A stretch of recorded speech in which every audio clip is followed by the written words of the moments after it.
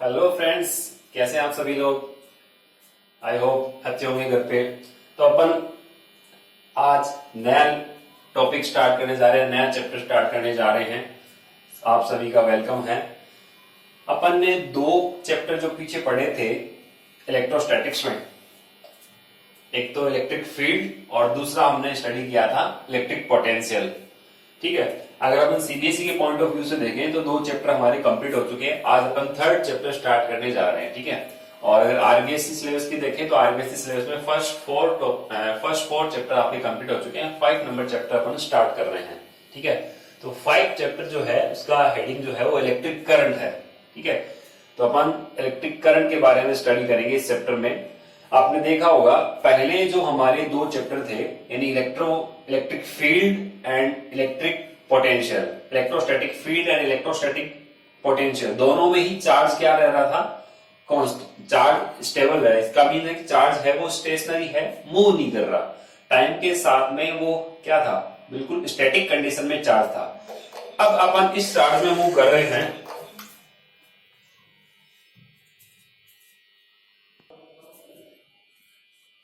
Yes, तो अपन बात कर रहे थे कि ये जो हमारा चैप्टर है इसमें आप देखोगे चार्ज है वो क्या होगा, फ्लो होगा।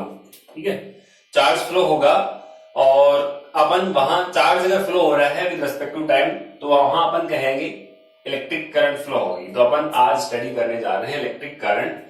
तो नया चैप्टर है तो स्टार्ट करते हैं अपन पहले करंट के बारे में।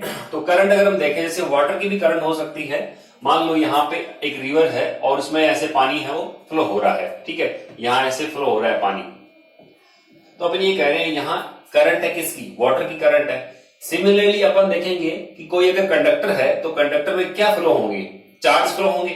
तो वहां पर करंट बनेगी हमारी किसकी, इलेक्ट्रिक चार्ज के अकॉर्डिंग कि इलेक्ट्रिक चार्ज कितना फ्लो हो रहा है। ठीक है, अगर जैसे अपन को देखना है कि इस पर्टिकुलर एरिया से कितना पानी फ्लो हो रहा है तो वो वाटर की करंट होगी। पर यूनिट टाइम में कितना पानी फ्लो हो रहा है, यहां पर यूनिट टाइम में कितना फ्लो हो रहा है। आप देखोगे ये सेम ही आता है पानी, यहां जितना पानी रहेगा उतना ही यहां रहेगा पर यूनिट टाइम में। सिमिलरली अपन कंडक्टर की बात करें तो कंडक्टर में भी आप देखोगे कि चार्ज क्या रहेगा, फ्लो होगा, और पर यूनिट टाइम में कितना चार्ज है वो किसी कंडक्टर के क्रॉस सेक्शन एरिया से फ्लो हुआ है, उस चार्ज का जो अमाउंट है उसी को अपन कह देंगे क्या, इलेक्ट्रिक करंट। ठीक है, सपोज अपन देखें कि यहां अपन मान लें ये हमने एज्यूम किया है कि ये कोई कंडक्टर है। ठीक है, अब कंडक्टर में ढेर सारे क्या होते हैं, फ्री इलेक्ट्रॉन्स होते हैं। ठीक है, अगर आपसे पूछे इसमें फ्री इलेक्ट्रॉन है तो क्या ये मूव कर रहे हैं इलेक्ट्रॉन, इसमें बहुत सारे फ्री इलेक्ट्रॉन्स है तो अपन कहेंगे यस मूव कर रहे हैं। सपोज जैसे अपन देखें ये कंडक्टिंग वायर है तो इसमें आप देख सकते हो ये जो वायर है इसमें ढेर सारे आप देखोगे कई करोड़ों इलेक्ट्रॉन्स हैं यहाँ पे।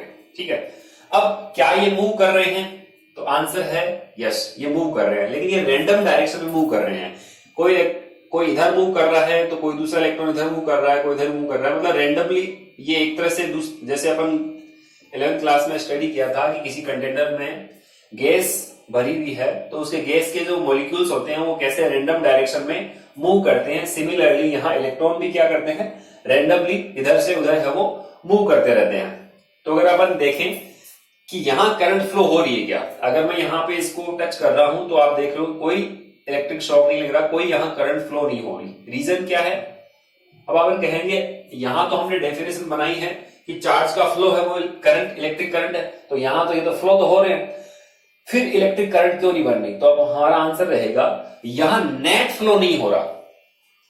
चार्ज का नेट फ्लो होना जरूरी है कि नेट फ्लो कितना हो रहा है। तो यहां अगर नेट फ्लो देखोगे तो वो कितना बोला जाएगा, 0। नेट फ्लो का मीन है कि यहां पे अगर मैं किसी पर्टिकुलर एरिया की बात करूं तो जितने इलेक्ट्रॉन्स इस डायरेक्शन में जा रहे हैं, फॉरवर्ड डायरेक्शन में जा रहे हैं, उतने ही इलेक्ट्रॉन क्या हैं, उतने टाइम इंटरवल के लिए रिवर्स डायरेक्शन में मूव कर रहे हैं। तो नेट जो इफेक्ट आएगा वो कितना रहेगा, 0। तो यहां आप देखोगे ये जो कंडक्टर है इसमें इलेक्ट्रॉन फ्लो तो हो रहे हैं लेकिन उनका वो रैंडमली मूव कर रहे हैं, इसलिए यहाँ पे कोई इलेक्ट्रिक करंट है वो फ्लो नहीं हो रही। तो जब नेट फ्लो होना लग जाएगा चार्ज का तब अपन कहेंगे इलेक्ट्रॉन क्या होंगे, मूव करेंगे एक पर्टिकुलर डायरेक्शन में। फिर अपन कहेंगे कि करंट क्या होने लग गई है, फ्लो होने लग गई है। ठीक है, जैसे अपन कह रहे हैं यहाँ पे ये वाटर फ्लो होने लग गया है particular left to right side के लिए, तो अपन कहेंगे वाटर की करंट है। तो सिमिलरली यहाँ भी अगर मान लो हमने यहाँ पे कुछ इलेक्ट्रिक फील्ड वगैरह लगा दिया, ठीक है, कि ये मूव कर पाए इलेक्ट्रॉन, इनको कोई धक्का दे इलेक्ट्रॉन को ताकि ये मूव कर सके, तो फिर हमने यहाँ पे एक तरफ हायर पोटेंशियल एक तरफ लोअर पोटेंशियल, ठीक है, तो यहाँ हायर पोटेंशियल एक तरफ लोअर पोटेंशियल, यहाँ हम मान ले ये हायर पोटेंशियल है ये लोअर पोटेंशियल, तो पानी हायर से लोअर की तरफ ऊंचाई से नीचाई, या फिर ये मान लो कि यहाँ हायर पोटेंशियल से लोअर पोटेंशियल की तरफ चार्ज कैरियर्स है वो फ्लो होना स्टार्ट कर देते हैं। तो हमें ये पता लगा कि चार्ज कैरियर्स का जो नेट फ्लो होगा वही इलेक्ट्रिक करंट है वो बनाता है। तो यहां हमने लिखा है कि it is a net charge, electric current की डेफिनेशन है कि electric current is the net charge passing per unit time through the cross section area of conductor. किसी भी कंडक्टर के क्रॉस सेक्शन एरिया से कितना नेट चार्ज है वो पास हो रहा है, उसी को हमने यहाँ इलेक्ट्रिक करंट कहा है। ठीक है, अब ये कंडक्टर का केस लिए आप देख सकते हो, अगर हम देखें कि कोई इलेक्ट्रोलाइट सॉल्यूशन है, ठीक है, जैसे अपन देखें नमक का एक सॉल्यूशन ले ले, एक पानी में हमने थोड़ा सा सॉल्ट डाल दिया तो वो एक इलेक्ट्रोलाइट हो गया, तो उसमें जो चार्ज कैरियर्स है वो डिफरेंट होंगे, करंट वहां भी फ्लो होगी, अपन देखेंगे अगर सर्किट कंप्लीट हुआ। यहाँ पर कंडक्टर की बारे में स्टडी करेंगे इस चैप्टर में, इसलिए मैंने यहाँ कंडक्टर लिख दिया। ठीक है, तो electric current is a net charge passing through per unit time, per unit time में कितना नेट चार्ज है वो फ्लो हो रहा है through the cross section area of conductor. अगर हम दूसरे वे में देखें तो इसकी एक और डेफिनेशन अपन लिख सकते हैं कि it is a rate of flow of electric charge. ठीक है, ये सिंपल सी डेफिनेशन बता सकते हैं कि किसी पर्टिकुलर कंडक्टर से कितना चार्ज फ्लो हो रहा है उसकी रेट, तो it is a time rate of flow of electric charge, इसको भी अपन ऐसे बोल सकते हैं। ठीक है, तो इसका अगर हम जनरल फॉर्मूला देखें तो I इक्वल्स टू क्या लिख सकते हैं अपन, क्यू नेट अपॉन टाइम, कि पर यूनिट टाइम में कितना नेट चार्ज फ्लो हुआ वही हमारा क्या बन जाएगा, इलेक्ट्रिक करंट। अब क्यू नेट से क्या यहां पर मीन है उसका मीन समझना। अगर मान लो यहां पे अपन एक कंडक्टर ले, इसमें डेफिनेटली पॉजिटिव और नेगेटिव दोनों ही चार्ज होते हैं। ठीक है, तो अपन देखें तो इनका फ्लो कौन से का होगा, तो अपन कहते हैं कि इलेक्ट्रॉन है वो लूजली बाउंड है, क्योंकि कंडक्टर्स में अपन बोलते हैं फ्री इलेक्ट्रॉन्स होते हैं। ठीक है, चार्ज कैरियर्स का अगर हम टेबल बनाएं तो आपको एक टेबल ध्यान में रहनी चाहिए। जैसे अपन एक तरफ मटेरियल ले लेते हैं, मटेरियल्स, और दूसरी तरफ अगर अपन ले यहां पे इस साइड में, एक बार इस टेबल को मैं बना देता हूं। ओके, तो मैंने टेबल बना लिया, थोड़ा सा टाइम हमने सेव कर लिया। अब अपन देख सकते हैं कि ये डिफरेंट मटेरियल्स हैं और इनमें चार्ज कैरियर्स कौन होते हैं। तो कंडक्टर्स की अगर हम बात करें तो उनमें चार्ज कैरियर होते हैं फ्री इलेक्ट्रॉन। ठीक है, जितने भी सारे कंडक्टर उनमें फ्री इलेक्ट्रॉन क्या करेंगे, मूव करेंगे डिफरेंट रैंडम डायरेक्शन में, अपन ये मूव करते रहते हैं। ठीक है, फिर अपन देखें तो यहाँ इलेक्ट्रोलाइट, कोई भी इलेक्ट्रोलाइट उसमें जो चार्ज कैरियर होता है वो चार्ज कैरियर होता है पॉजिटिव और नेगेटिव आयंस। ठीक है, थर्ड नंबर पे है सेमीकंडक्टर। सेमीकंडक्टर भी एक चैप्टर आएगा आपका, उसको अपन डिटेल में पढ़ेंगे। उसमें जो चार्ज कैरियर्स होते हैं वो free electron and holes. Hole आप इतने मान लो कि लाइक पॉजिटिव चार्ज की तरह है, जैसे इलेक्ट्रॉन नेगेटिव चार्ज है वैसे होल है वो पॉजिटिव चार्ज की तरह होता है। फिर गैस की कंडीशन में अगर मान लो कोई हमारे पास डिस्चार्ज ट्यूब है, इसमें हमने कोई गैस भर रखी है, वो उसमें अपन देखें अगर कोई गैस हमने इस ट्यूब में भर दी, डिस्चार्ज ट्यूब में, फिर हमने यहाँ पे इलेक्ट्रिसिटी फ्लो करा दी है, यानी यहाँ पे इलेक्ट्रिक करंट फ्लो करवाई है, तो आप देखोगे इसमें जो चार्ज कैरियर्स होते हैं वो पॉजिटिव आयंस और इलेक्ट्रॉन्स बोले जाते हैं। ठीक है, तो ये डिफरेंट चार्ज कैरियर्स है, इनको भी अपन नोट करेंगे। तो अगर देखें तो यहाँ इलेक्ट्रिक करंट को हमने डिफाइन किया है क्यू नेट अपॉन टाइम। ठीक है, नेट का मीन क्या होगा, जैसे अपन देखें कि अगर इस कंडक्टर में सपोज पॉजिटिव चार्ज है, ठीक है, पॉजिटिव चार्ज है वो इस तरफ मूव कर रहे हैं, ये पॉजिटिव चार्ज की डायरेक्शन होगी। तो नेगेटिव चार्ज अपन इलेक्ट्रिक करंट की जो डायरेक्शन होती है वो कन्वेंशनल डायरेक्शन जो हम लेते हैं वो किधर लेते हैं, वो आप देखोगे जिधर पॉजिटिव चार्ज मूव करते हैं। ठीक है, तो यहां हमने हायर पोटेंशियल है, ये लोअर पोटेंशियल है, तो इलेक्ट्रिक फील्ड की डायरेक्शन ये है, तो आप देखोगे पॉजिटिव चार्ज है वो इस तरफ मूव करते हैं। तो यहां अगर इलेक्ट्रॉन होगा वो किधर मूव करेगा, अपोजिट टू इलेक्ट्रिक फील्ड, या फिर आप बोल सकते हो opposite to this positive charge, इसकी जो डायरेक्शन है उसके जस्ट अपोजिट ये इलेक्ट्रॉन्स मूव करेंगे। तो यहां अपन बोलेंगे नेट फ्लो कितना होगा, तो Q प्लस, तो यहां प्लस वाले चार्ज कैरियर्स कितने हैं 1 और माइनस वाले कितने हैं ये। तो अगर आप देखोगे तो Q नेट का मीन जो होता है, तो यहां अपन बोल सकते हैं कि Q नेट इक्वल्स टू जो होगा Q प्लस माइनस Q की पॉजिटिव चार्ज है। अपन देख रहे हैं यहां नेट कितना फ्लो होगा। अगर मान लो अपन कहें कि 20 पॉजिटिव चार्ज है वो इस तरफ मूव कर रहे हैं, ठीक है, और 5 इलेक्ट्रॉन है वो इस तरफ मूव कर रहे हैं, तो नेट कितना हुआ 20 इलेक्ट्रॉन पॉजिटिव चार्ज यानी पॉजिट्रॉन मान लो, एक बार पॉजिट्रॉन इस तरफ मूव कर रहे हैं और 5 इलेक्ट्रॉन यानी नेगेटिव चार्ज लेफ्ट साइड में मूव कर रहे हैं, दोनों अपोजिट है, तो नेट कितना होगा। आप देखोगे यहां पे पॉजिटिव के लिए तो उनपे चार्ज देखना पड़ेगा, वो तो अपन बात कर रहे हैं केवल और केवल किसकी, वो चार्ज कैरियर्स की बात करें। फिर उनपे चार्ज कैसे निकालेंगे, तो हमारे पास एक फॉर्मूला होता है चार्ज के लिए Q equals to N into E। तो अपन यहां चार्ज को फाइंड कर सकते हैं और फिर ये पता लगा सकते हैं कितनी इलेक्ट्रिक करंट है वो फ्लो होगी। एक एग्जांपल अपन ले लेते हैं। मान लो कि यहां से 10 टू दी पावर एज्यूम करें अपन कि 18 इलेक्ट्रॉन है वो राइट डायरेक्शन में मूव कर रहे हैं, ठीक है, पॉजिट्रॉन प्लस वाले, और इलेक्ट्रॉन भी इतने ही हैं 10 टू दी पावर 18 इलेक्ट्रॉन है वो लेफ्ट साइड में मूव कर रहे हैं। जितने अपन पॉजिटिव रहे इतने इलेक्ट्रॉन ले ले, या प्रोटॉन बोल दो, प्रोटॉन तो ऐसे नहीं होता लेकिन हम पॉजिट्रॉन ले लेते हैं, एज्यूम कर लेते हैं एक बार, और ये इलेक्ट्रॉन भी इतने ही हैं जो इस तरह मूव कर रहे हैं। तो आप बता सकते हो अगर 10 to the power positive charge positron है वो राइट साइड में मूव करे, तो यहाँ n का नंबर अपन को पता लग गया 10 टू दी पावर 18, E का अपन को पता है 1.6 into 10 to the power minus 19। तो अगर आप इसको देखोगे तो ये वाला बनेगा 1.6 into 10 to the power minus 1, ठीक है। तो अपन कह सकते हैं कि यहाँ पे जो चार्ज रहेगा वो Q equals to 0.16 coulomb charge है वो राइट साइड में ट्रांसफर हो रहा है, ठीक है। और सिमिलरली इतना ही चार्ज है वो किधर फ्लो हो रहा है, लेफ्ट साइड में। तो अगर आप देखो यहाँ पे नेट फ्लो कितना हुआ है, नेट फ्लो, तो उसको अपन यहां से देखेंगे।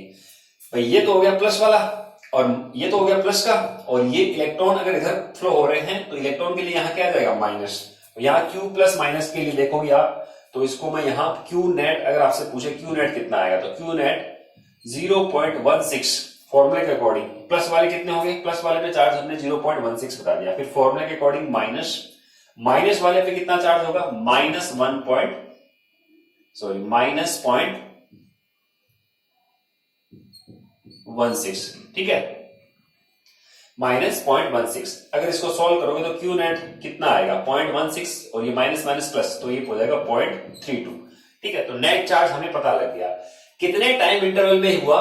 सपोज आपको दे दिया कि 10 मिली सेकेंड में ये charge 10 to the power 18 charge इस तरफ मूव कर रहे हैं और ये इस तरफ मूव कर रहे हैं, किसी पर्टिकुलर एरिया की अपन बात करें कि इतने चार्ज है वो मूव कर रहे हैं 10 मिली सेकेंड में, तो आपको टाइम भी दे दिया। तो अब आप यहां से इस फॉर्मूले में वैल्यू पुट करके इलेक्ट्रिक करंट बता सकते हो कि यहाँ कितनी इलेक्ट्रिक करंट इस कंडक्टर से फ्लो हो रही है। तो यहाँ I equals to Q net की वैल्यू कितनी है 0.32 अपॉन टाइम, टाइम कितना लगा 10 मिली सेकेंड, तो 10 इंटू 10 टू द पावर कितना आएगा माइनस, मिली मीन्स -3, और यहाँ -2 वो ऊपर जाके +2 बन जाएगा, यानी 32 एम्पियर की करंट यहाँ फ्लो हो रही है, ठीक है।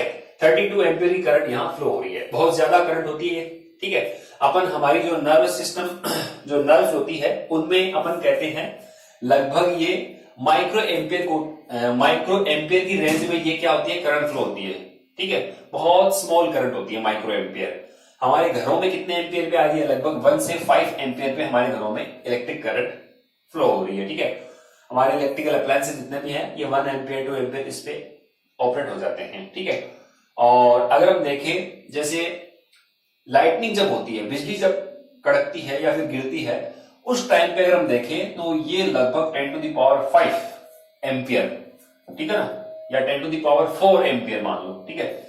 इतनी ज्यादा 10 टू द पावर 4 से भी ज्यादा एम्पियर की करंट है वो क्या होगी फ्लो होगी, ठीक है। तो अपन ये देखते हैं जैसे मान लो किसी बिल्डिंग पे अगर मान लो ये लाइटनिंग हुई है तो यहाँ इतनी ज्यादा करंट है वो यहाँ से फ्लो होगी, तो ये क्या होगी मकान वगैरह जल जाते हैं, हमने देखा है, तो वो हीट ज्यादा बनेगी, इसलिए अपन कहते हैं कि वो लॉस होता है। तो अपन देख सकते हैं कि इलेक्ट्रिक करंट कहाँ कहाँ फ्लो हो रही है, ठीक है।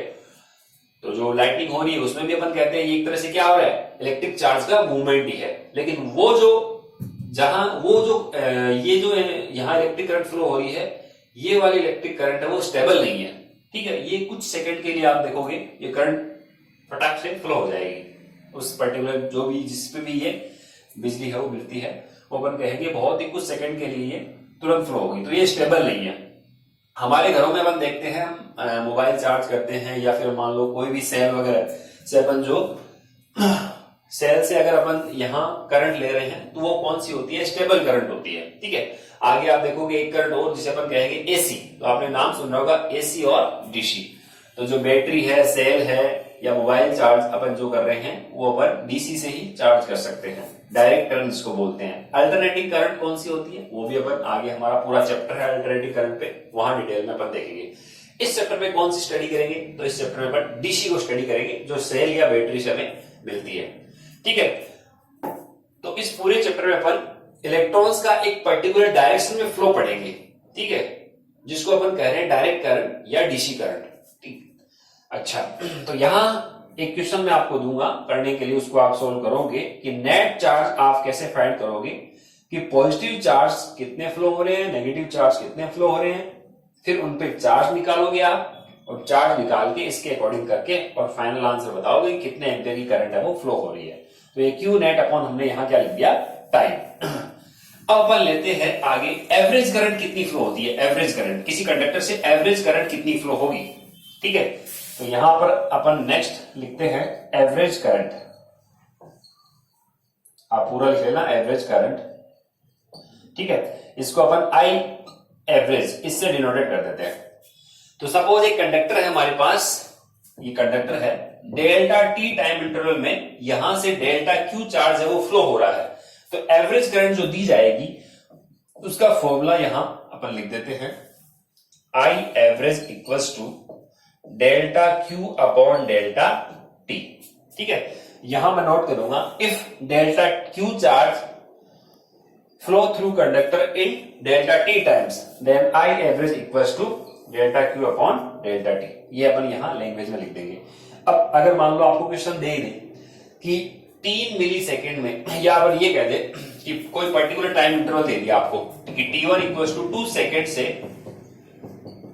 t1 से t2 4 सेकेंड के लिए, ठीक है, और आपको बोला गया है कि कोई इलेक्ट्रिक करंट फ्लो हो रही है और आपको Q का वैल्यू दे दी, तो आप डेल्टा Q फाइंड करोगे और डेल्टा T आपको पता होगा T2 माइनस T1, इसको आप ऐसे भी लिख सकते हो Q2 minus Q1 upon T2 minus T1। जैसे आप एवरेज स्पीड या एवरेज वेलोसिटी फाइंड करते थे ना, वैसे ही अपन यहाँ पे एवरेज करंट फाइंड कर रहे हैं, ठीक है। तो आपको कोई इक्वेशन दी होगी, सपोज आपको Q equals to 2t² plus 1, ये चार्ज की टाइम के ऊपर डिपेंडेंट इक्वेशन आपको दे रखी है कि with respect to time electric charge है वो चेंज हो रहा है। अब इलेक्ट्रिक चार्ज चेंज हो रहा है, इसका मतलब इलेक्ट्रिक करंट फ्लो हो रही है। तो यहां अगर हम देखें तो इसको डिफरेंशिएट करते हैं, ठीक है। तो डिफरेंशिएट करोगे तो आप देखोगे delta Q upon delta T time के रेस्पेक्ट में, इसका डिफरेंशिएशन आता है कितना 2t, तो ये 2 आ गया है, ये आएगा आपका 4t, और इसका तो कितना होता है कांस्टेंट का 0। अब आपको देखना है t1 इक्वल्स टू 1 सेकेंड पर चार्ज की वैल्यू क्या है। अच्छा, डिफरेंशिएट करेंगे तो वो तो इंस्टेंटेनियस करंट के लिए बनेगा, ठीक है। तो अगर हम पहले एवरेज करंट की बात करें तो पहले t1 इक्वल्स टू 2 सेकेंड पे आप बोलो चार्ज कितना है, t1 इक्वल्स टू 2 सेकेंड पे, तो यहां आप 2 पुट करो, तो 2 का स्क्वायर कितना हो गया 4 इंटू 2 एड प्लस 1 कितना आएगा 9। तो यहां Q1 की वैल्यू तो कितनी आ जाएगी 9, और Q2 की वैल्यू एट टाइम T2 की बात कर रहे हैं, तो यहां T इक्वल्स टू कितना पुट करोगे आप 4, तो 4 का स्क्वायर 16 इंटू 2, तो ये बनेगा 32 प्लस 1 तो ये 33, तो Q2 की वैल्यू आ गई कितनी 33। तो Q2 माइनस Q1 कितना आया 33 माइनस 9 अपॉन टाइम 4 माइनस 2। तो एवरेज करंट कितनी फ्लो होगी किसी भी कंडक्टर से, तो 33 में से आप 9 को माइनस कर दोगे तो कितना बचेगा, यहां से आप देखोगे 24/2, यानी ये आंसर आएगा आपका 12 एम्पियर, ठीक है। तो ये अपन यहां से बता सकते हैं कि 12 एम्पियर की करंट फ्लो होगी। तो इस टाइप की क्वेश्चन भी आपको मिलेंगे कि आपको कोई चार्ज की इक्वेशन दे दी और फिर पर्टिकुलर t1 से 2 सेकेंड से 4 सेकेंड के बीच के लिए आपको एवरेज करंट पूछ लिया आपको, ठीक है। तो एवरेज करंट अपन बता सकते हैं कि t1 इक्वल्स टू 2 सेकेंड पे कितना था 9, ये 9 गुलाम मान लो भले, T2 इक्वल टू 4 सेकंड पे कितना था 33 कूलम। तो एवरेज करंट जो यहां से दी जाएगी वो Q2 minus Q1 upon T2 minus T1। तो ये फॉर्मूला हमारा हो गया, ये डेल्टा Q है, डेल्टा Q, और ये भी यहां हो जाएगा क्या, डेल्टा Q। ओके, तो इस टाइप के क्वेश्चन भी आपको मिल सकते हैं। चलिए, तो मैं यहां पे नोट कर देता हूं। ओके, तो हमने ये लिख दिया एवरेज करंट, आई एवरेज की वैल्यू क्या आएगी कि delta Q upon delta T। If delta Q charge flow through a conductor in delta T time interval, that average current denoted by delta Q upon delta T। तो इस question को आप कर सकते हो, इस क्वेश्चन को आप ऐसे लिख सकते हो Q2 minus Q1 upon T2 minus T1। अपन ये कह सकते हैं कि T1 टाइम पे अगर चार्ज Q1 है फ्लो हो रहा है और T2 टाइम पे कितना फ्लो हो रहा है Q2, तो एवरेज कितना आएगा, एवरेज करंट कितनी होगी Q2 minus Q1 upon T2 minus T1। ठीक है, अब अपन आगे बढ़ते हैं। इंस्टेंटेनियस करंट का मीन क्या है। जैसे आप 11th में स्टडी करते थे कि एवरेज करंट की अगर हम बात करें, जैसे एवरेज वेलोसिटी या एवरेज स्पीड की बात करते थे, फिर अपन बात करते थे इंस्टेंटेनियस स्पीड। सिमिलरली यहां भी अपन देख रहे हैं कि एवरेज करंट के बाद इंस्टेंटेनियस करंट क्या होगी, पर्टिकुलर किसी टाइम पे उस कंडक्टर से कितनी करंट फ्लो हो रही है। ठीक है, मान लो यहां से कुछ करंट फ्लो हो रही है, तो एक पर्टिकुलर टाइम पे कितनी करंट फ्लो होगी ये अपन को फाइंड करना है। तो यहां पे हमने time interval delta T tends to क्या ले लेना है, 0। तो अपन इंस्टेंटेनियस करंट बता देते हैं, तो इसको मैं आई से डिनोट कर देता हूं। तो आई इक्वल टू क्या आएगा, limit delta T tends to 0 delta Q upon delta T. अगर इसी टाइम को आप बहुत ही स्मॉल ले लेते हैं अपन, तो अपन कह देते हैं ये एक फिक्स वैल्यू की ओर आगे बढ़ेगा। तो आई इक्वल टू कितना बन जाता हमारा, D Q upon D T. ठीक है, जैसे अभी हमने जो एग्जांपल किया था उसी को अगर देखें तो आपको Q इक्वल टू दे रखा है 2t स्क्वायर प्लस 1। ठीक है, और आपको पूछ लिया कि T इक्वल टू एक पर्टिकुलर टाइम पे पूछा है। अभी जो था हमारा उसमें तो था एवरेज, एवरेज का मींस 2 सेकंड से 4 सेकंड के बीच में एवरेज स्पीड, एवरेज यहां करंट कितनी फ्लो होगी। यहां अब क्या पूछा आपको, T इक्वल टू 3 सेकंड पे एक पर्टिकुलर टाइम दीजिए कि 3 सेकंड पर ही आपको बताना है। और अभी पीछे क्या पूछा था, 2 सेकंड से 4 सेकंड के बीच में एवरेज कितनी करंट फ्लो हो रही है, एवरेज कितना चार्ज फ्लो हो रहा है पर यूनिट टाइम में। अब आपको पूछा गया है कि 3 सेकंड इंस्टेंटेनियस पर्टिकुलर टाइम पे कितना चार्ज फ्लो होगा पर यूनिट टाइम में। तो आप यहां से इसको कैसे सोल्व करोगे, अपन को पता है आई इक्वल टू क्या होता है, D Q upon D T. मान लो यहां स्मॉल क्यू दे दिया आपको, तो इसका आप डिफरेंशिएशन कर दो विद रिस्पेक्ट टू टाइम। तो टी का डिफरेंशिएशन कितना आएगा, टी स्क्वायर का, सॉरी टी स्क्वायर का हमारा बन जाएगा 2t।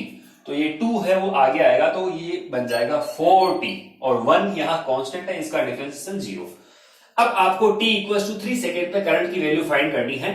तो आप यहां t की जगह कितना पुट कर दो, 3। तो 4 इंटू 3 कितना बन जाएगा, यहां से आप लिख सकते हो i एट 3 सेकेंड। ठीक है, ये तीसरे सेकंड की अपन बात करें, 30 सेकंड बाद में करंट कितनी रहेगी, तो ये हो जाएगी 4 इंटू 3 इक्वल टू 12 एम्पियर। ठीक है, इसी प्रकार आपसे कोई भी क्वेश्चन पूछा जा सकता है। ओके, तो अपन यहां नोट करेंगे इंस्टेंटेनियस करंट है वो ये बन जाएगी। ठीक है, अगर मान लो उल्टा पूछ ले आपसे, चार्ज की वैल्यू पूछ ले, ठीक है, कि कितना चार्ज फ्लो हुआ पर्टिकुलर इस टाइम इंटरवल से इस टाइम इंटरवल में, तो आप देखो D Q upon D T आपको क्या मिल रहा है, आई मिल रहा है। ये देखो अपन ऐसे कर सकते हैं कि अगर हम देखें v इक्वल टू क्या होता है, dx upon dt, velocity equal to displacement upon time. अगर आपको डिस्प्लेसमेंट चाहिए तो आप क्या करोगे, v dt equal to dx, फिर दोनों तरफ क्या कर दोगे, इंटीग्रेशन। तो सिमिलरली यहां भी अपन क्या करेंगे कि अगर मान लो आपको पूछा जाए कि चार्ज कितना फ्लो हो रहा है, ठीक है, करंट की वैल्यू आपको दे दी और टाइम इंटरवल आपको दे दिया कि करंट का कोई भी इक्वेशन दे दे और चार्ज आपसे पूछ सकता है। ठीक है, तो चार्ज कितना फ्लो होगा, ठीक है, तो उसके लिए अपन देखो क्या लिखेंगे कि चार्ज के लिए आप लिख सकते हो यहां से कि चार्ज कितना रहेगा, तो Q इक्वल टू, यहां से अगर आप देखो तो डी क्यू इक्वल टू क्या आ रहा है, आई डी टी, और टोटल कितना चार्ज फ्लो होगा, तो यहां हम लिख सकते हैं टोटल फ्लो ऑफ चार्ज, या चार्ज फ्लो कर दो, total charge flow through conductor conductor for time interval for time T1 to T2, time T1 से T2 के बीच में कितना चार्ज है वो फ्लो हुआ। तो अपन यहां से लिख सकते हैं D Q equal to I D T. तो यहां दोनों तरफ इंटीग्रेशन कर दोगे तो इसका इंटीग्रेशन तो कितना आ जाएगा Q, लिमिट 0 से 2, और यहां आप लिमिट अप्लाई कर दोगे कहां से कहां, टाइम इंटरवल की पूछ रहे हो T1 से T2, तो यहां लिमिट अप्लाई हो जाएगी T1 से T2 और ये बन जाएगा आई डी टी। ठीक है, तो ऐसे क्वेश्चन भी आप कर सकते हो, कितना चार्ज फ्लो हुआ। कैसे, आपको equation they the suppose I की, कि कोई आई की इक्वेशन है आई इक्वल्स टू 2t + 1 ऐसा दे दिया, और आपको पूछ लिया कि टाइम इंटरवल T1 2 से लेके और T2 इक्वल्स टू 4 सेकंड के बीच में कितना चार्ज है वो फ्लो हो गया, ये आपको बताना है। तो अपन उल्टा भी कर सकते हैं, तो यहां से आप क्या करोगे, आई की वैल्यू पुट करोगे, आई कितना है 2t + 1 और ये आ जाएगा dt, और लिमिट 2 से 4। अब ये एक डेफिनेट इंटीग्रेशन हो गया है, तो इसको अपन आसानी से कर सकते हैं। तो डेफिनेट इंटीग्रेट को कैसे करोगे, 2t का इंटीग्रेशन कितना, t का कितना जाएगा t²/2, तो 2 से 2 क्या हो जाएगा कैंसिल, तो ये बनेगा t², और यहां आ जाएगा ओनली t, तो t² + t, और लिमिट कहां से कहां है 2 से 4। ठीक है, अब आप इसको सोल्व कर सकते हो, t² की जगह यहां 4 का स्क्वायर कितना बन जाएगा 16 + 4 कितना हो जाएगा 20, तो यह आंसर आएगा 20। फिर माइनस का साइन, लोअर लिमिट, तो 2 का स्क्वायर 4 और ये हो जाएगा 2, तो ये हो जाएगा 6, तो आपका आंसर आएगा 14। तो 14 कूलाम चार्ज अपन कह सकते हैं कि T1 2 से 4 सेकंड के बीच में किसी कंडक्टर से फ्लो हो गया है। तो अपन चार्ज को भी फाइंड कर सकते हैं कितना चार्ज है वो फ्लो हुआ है। ठीक है, तो ये हमने यहाँ टोटल चार्ज बता दिया आपको। ठीक है, तो आप इसको नोट करेंगे, फिर इसके बाद में अपन देखते हैं क्या कि इसकी यूनिट क्या होती है, करंट की यूनिट क्या होती है, डायमेंशन क्या होती है, और ये किस पे इसकी डिपेंडेंस है, नोट कीजिए। ओके, करंट से जुड़े हुए कुछ पॉइंट्स अपन लेते हैं। करंट कैसी क्वांटिटी है, स्केलर क्वांटिटी है। ठीक है, वैसे तो अपन कहते हैं टेंसर है, लेकिन अपन देखें कि ये अब हमारे सिलेबस में टेंसर क्वांटिटी है नहीं, तो अपन इसको क्या मानते हैं, स्केलर क्वांटिटी है ये। ठीक है, इसकी कोई डायरेक्शन तो होती है, ए से बी की तरफ अगर हम कहें किसी वायर में फ्लो हो रही है तो डायरेक्शन है, लेकिन ये वेक्टर लॉ को फॉलो नहीं करती। वेक्टर लॉ को अगर फॉलो करेगी तो ही वो करंट क्या बनती है, वेक्टर क्वांटिटी बनती है। ठीक है, लेकिन यहाँ पे करंट है वो वेक्टर लॉ को फॉलो नहीं करती। वेक्टर लॉ कैसे, जैसे आपसे पूछे कि इधर मान लो 2 न्यूटन का फोर्स लगा है, ठीक है, और इस तरफ 5 न्यूटन का फोर्स लगा हुआ है।